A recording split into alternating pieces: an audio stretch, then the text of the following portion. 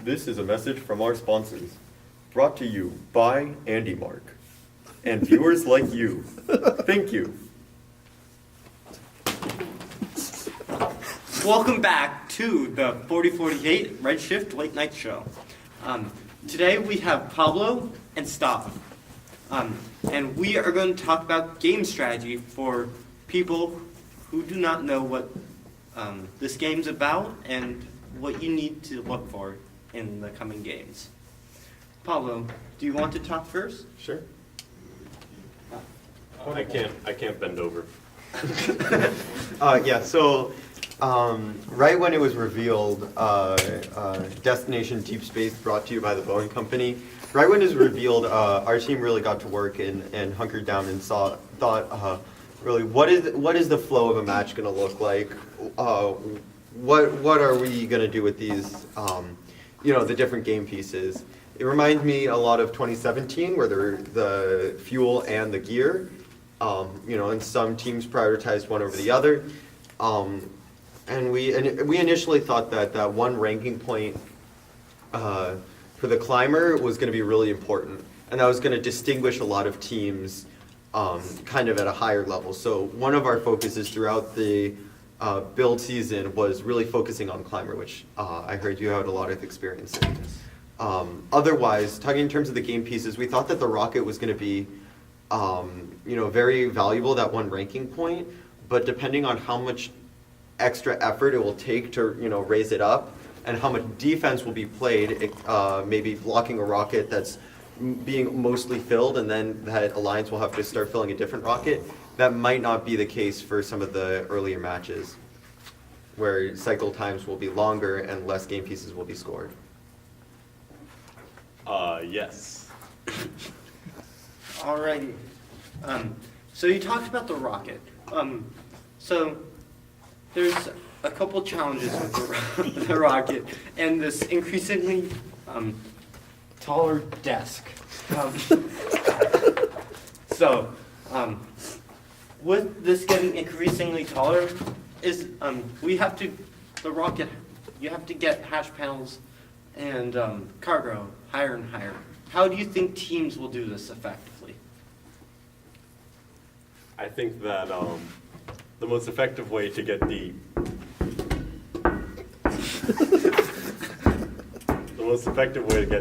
cargo and the hatch panels up high is definitely what most teams are doing, which is just to toss them up there. And I think having an elevator just adds unnecessary weight. And given the fact that telekinesis is not too far away, I think that teams can really bank on the fact that it will be invented by the time that competition season rolls around. Even though bag and tag happened 2 days ago?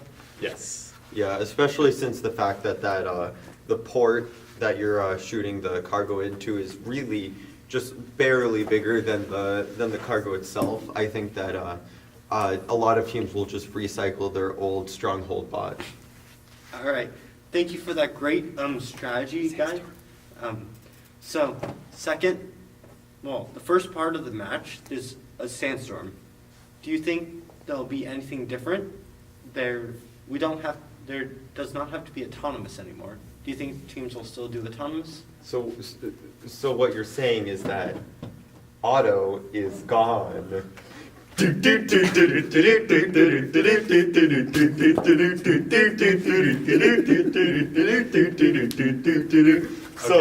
in the context of the sandstorm, I think they will really vary team to team. You don't get any bonus for scoring in sandstorm, so what's going to make the difference is the cargo ship bay and whether you're preloading with cargo. Any cargo is just going to spill out, obviously, at the end. So most teams will try to cover the first two that have to be preloaded with cargo. I think it'll be interesting what teams choose to preload with there, if they just preload with cargo and let it go to waste. But I think after they score those two first initial hatch panels, I think it will just play out like the rest of the match. Stav, what do you think? I think that I definitely agree with you on that point where, yeah, pretty much I would summarize what you're saying. But I think in terms of whether teams are going to do auto or use the cameras to control the robot, I think it doesn't really matter too much. Because of the inevitable psychic apocalypse, the fact that you're not going to be able to see what's going on the map doesn't really matter, right? Because you can just use the robot's inherent powers to link your brain to the robot using these newfound psychic powers and just be the robot, be one with the robot. You know, I've heard all these, people have been telling me that all these theories about, these mind control aliens where they kind of attach to the top of your head and they start controlling your actions, really invading through FRC and especially our team. But that's just conspiracy theories at that point. Yes. Do you think our imagery team should also double down with tinfoil hats so that we can protect ourselves from these aliens that will take us over? I really don't think that's necessary, but there was a good song about tinfoil hats by Weird Al that you should check out. All right. Okay, Keelan, do you mind taking that off? Would you take do you want to take questions from the audience? Yes. We'll do that after this commercial break. See you next time. And now for our sponsors. Brought to you by The Boeing Company. I'm wearing one of their fantastic shirts right now, and if you ever want to have a safe ride to and from your destination, just remember, if it's not Boeing, you shouldn't be going.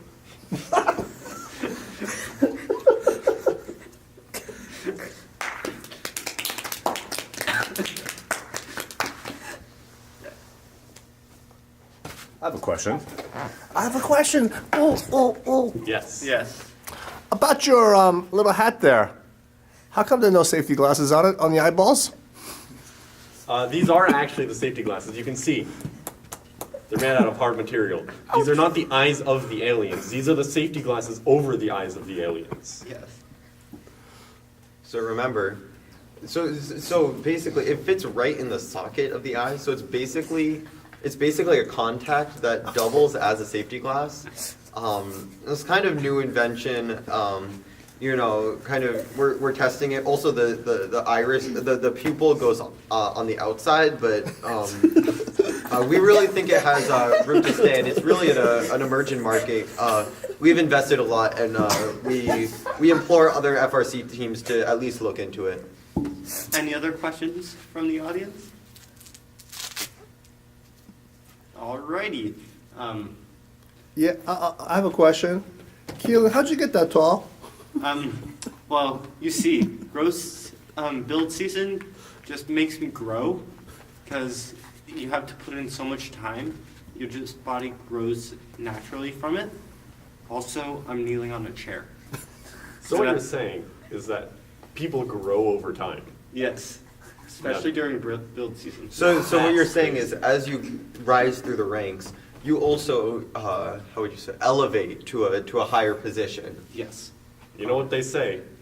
40-48, elevate. They do indeed. And now, they also get those crates and stack them. and now a message from our sponsors. We have a lot of sponsors. Somebody has to hold up the back of the shirt. Okay, ready for number 5? Yo, just lift up the black crate. Okay. You want to go Pablo now? No, to be the interviewer now. Am I in for how much?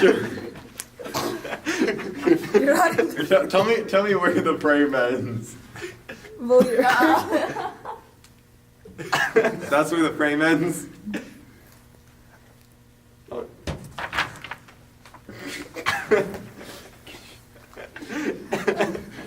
No, dude, it's better like this.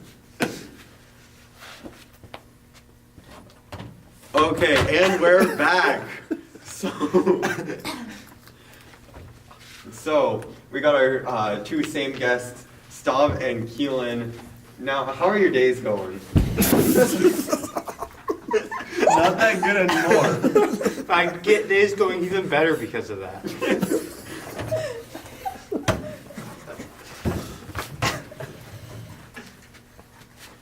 Now, I'd like to talk about these new Neo motors. A lot of people were really excited about them at the beginning of the year, but according to some Chief Delphi posts, some teams have been struggling with the Spark Maxes that the Neos have to work with. Do you have any experience with these Neo motors? And if so, how has that been for you? Do they mirror what these other teams online have been seeing? So the biggest problem with the Neo motors is that they don't. So the Spark Maxes are really the problem here. The Neos are great. They're spin? brushless. They're light. They're strong. They have a lot of torque. But the big problem comes with the Spark Maxes, right?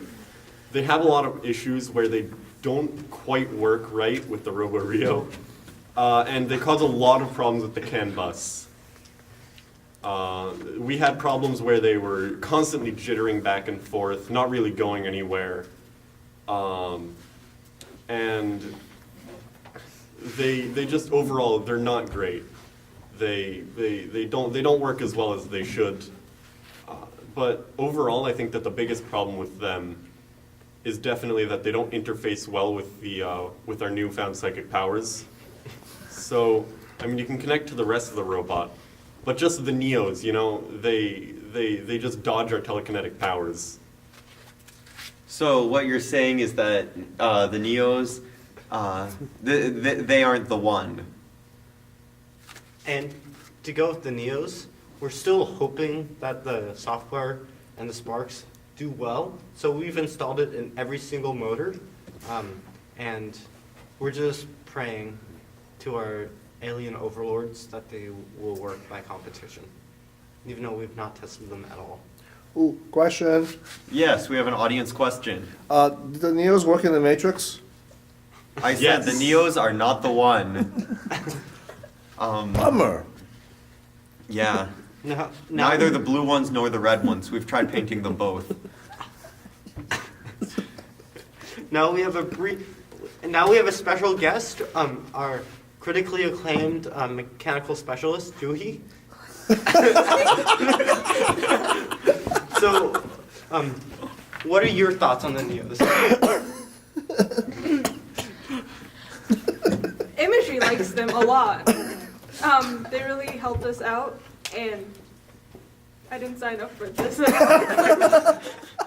So, Stav, since you're actually still here, what have your biggest hardships been across the build season? Has it been, scheduling wise, physically putting all the pieces together? What really was the toughest challenge for our team?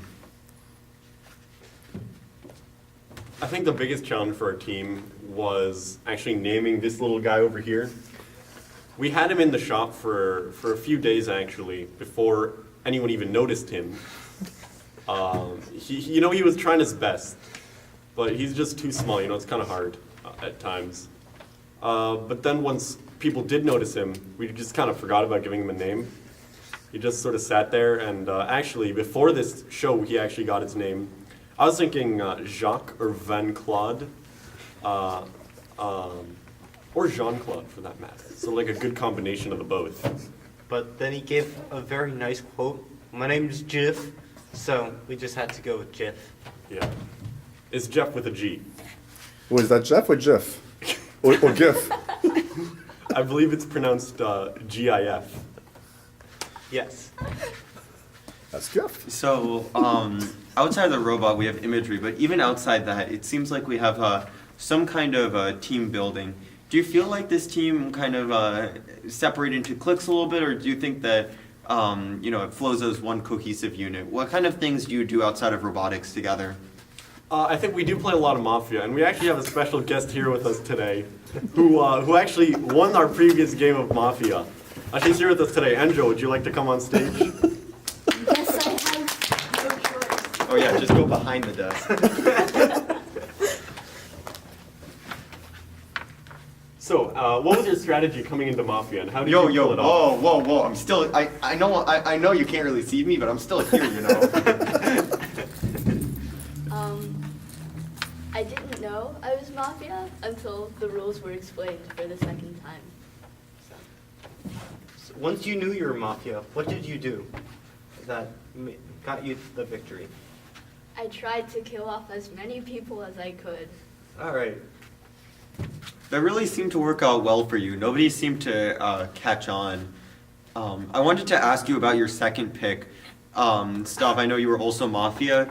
How did you guys agree on Vitter? I know he's kind of an outgoing guy, but how do you call him out that early? Because he actually was the detective, which was a very important role. Don't break the desk. I think the biggest giveaway that he was detective was that he yelled yeet when you made the detective wake up. So we kind of knew he was the detective even before the first night began. Couple that with the fact that he was sort of the unexpected pick, you know? He was sitting in the middle. Normally we would get out Benjamin Richard Salvatore the Godslayer Krugman III, but that's who you would normally get out. But we figured, you know, the medic's probably going to save him first. So why not go for someone who we're fairly certain is the detective, while at the same time juking the doctor.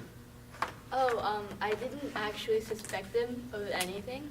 I just knew that Stav was pointing at him and grinning, so.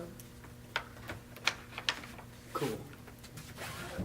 It seems like that's been a popular game across our team. Another one has been Super Smash Bros. Ultimate, which actually just came out in December. Anjo, I know you have been an avid fan ever since the first one, Smash 64, came out back in 1999. What has really grown your love for the game? My love for the game or my love for Smash? The game is called Super Smash Bros. Well, actually, And that's all the time we have. Please tune in next year for the 2020 episode of 40.